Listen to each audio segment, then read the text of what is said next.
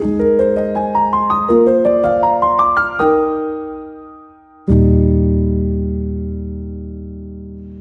Bapak Ibu dan Saudara-saudari yang dikasihi Tuhan Yesus Kristus. Apa kabar Anda hari ini? Dimanapun Anda berada, saya berharap Anda selalu dalam keadaan yang baik. Dan sangat senang saya kembali bisa menyapa Anda melalui program Sapaan Gembala GKI Manyar. Saudara dikasihi Tuhan, satu kali seseorang yang sedang berkunjung ke sebuah kota yang baru pertama kali ia datangi. Dia nampak sangat sibuk sekali membaca peta dengan penuh perhatian. Dia memperhatikan setiap garis dan setiap simbol yang ada di dalam peta itu. Dia nampak sibuk meneliti warna-warna dan arah mata angin di dalam peta itu. Akan tetapi, saudara, ada satu hal penting yang justru tidak dia lakukan. Saking asiknya, saking sibuknya dia meneliti, membaca peta itu, dia lupa untuk berjalan. Nah, apa yang terjadi? Akhirnya dia tidak pernah sampai kepada tujuan yang diinginkannya. Nah, peta itu baik. Peta itu menolong. Tetapi peta itu hanya berguna jika ia digunakan untuk menuntun langkah kaki kita. Kira-kira itulah yang ingin Paulus sampaikan kepada Timotius dalam bacaan kita hari ini dari 1 Timotius pasal 1 ayat 1-11. Konteksnya saudara di Efesus, Paulus mengamati bahwa ada orang-orang yang sibuk dan tenggelam di dalam mitos-mitos, sibuk dengan silsilah, sibuk dengan perdebatan-perdebatan hukum dan lain sebagainya. Mereka terlihat sangat rohani, tetapi sesungguhnya mereka sedang melenceng dari tujuan yang utama.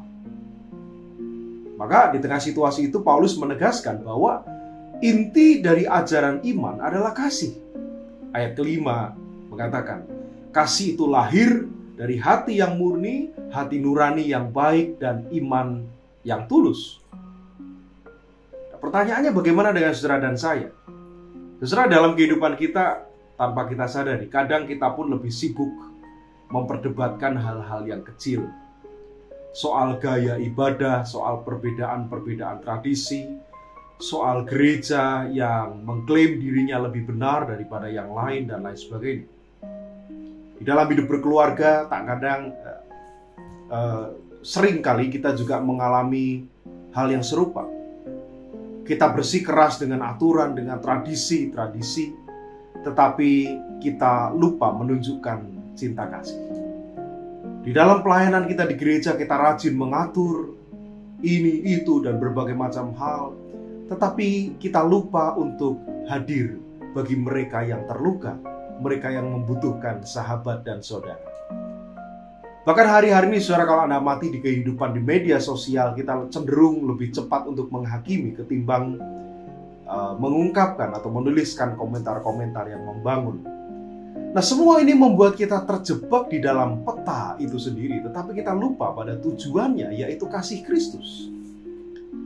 Maka Paulus mengingatkan bahwa fungsi hukum bukanlah untuk membebani orang yang hidup benar, tetapi untuk menyadarkan mereka yang hidup di dalam dosa. Ayat 8 sampai ayat ke-11 menuliskan pesan ini. Artinya, saudara, aturan dan ajaran itu bukanlah tujuan, tetapi jalan supaya kita kembali kepada kasih karunia Allah. Jadi, saudara, ukuran iman bukanlah seberapa banyak yang kita tahu, melainkan seberapa nyata kasih itu kita bagikan. Dan mari kita bertanya, apakah perkataan saya di rumah sudah betul-betul menjadi perkataan yang membawa damai? Apakah sikap saya ketika berada di gereja sudah mendorong orang lain untuk bertumbuh dalam imannya, di dalam karakternya? Apakah tindakan saya sehari-hari di tengah masyarakat, di tengah lingkungan saya, sungguh benar-benar sudah mencerminkan kasih Kristus? Jikalau tidak, inilah saatnya kita untuk kembali kepada inti, yaitu kasih Allah yang memulihkan, kasih Allah yang menuntun hidup kita sampai kepada keserupaan dengan Kristus. Jangan sampai kita hanya terjebak mengamati peta-peta dan simbol-simbol, tetapi kita tidak pernah sampai kepada tujuan itu. Saudaraku, selamat merenungkannya. Salam.